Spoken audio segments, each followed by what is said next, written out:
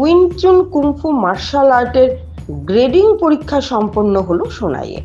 Barak valley wing চুন kung fu martial art অ্যাসোসিয়েশনের উদ্যোগে উইং চুন কুংফু মার্শাল আর্টের গ্রেডিং পরীক্ষা সম্পন্ন হলো সোনাইয়ের এসসি রায় গার্লস হাই স্কুলে।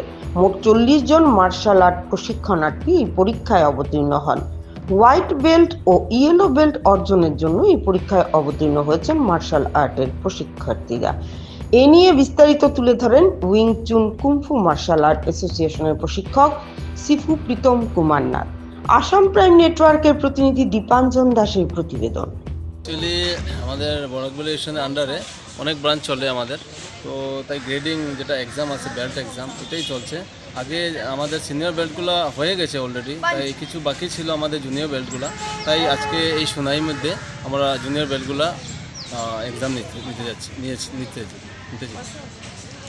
আজকে কি কি বেল্টের জন্য আজকে আজকে white belt, from white to yellow belt exam আছে। আর রেড, যেহেতু রেড আমাদের গত কয়েকদিন আগে আমাদের ব্ল্যাক বেল্ট হয়েছে। গুয়াহাটি থেকে এসেছিলেন আমাদের স্যার যারা এক্সামিনার এসেছেন, নিয়েছেন ব্ল্যাক বেল্ট এক্সাম হয়েছে বরাকভ্যালিতে।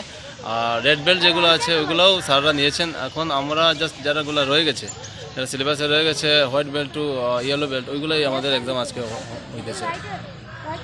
আচ্ছা, এই কুংফু শেখার মূল উদ্দেশ্যটা কি? অ্যাকচুয়ালি এটা আমি বলতেছিলাম, আপনি প্রশ্ন করেছেন, ধন্যবাদ।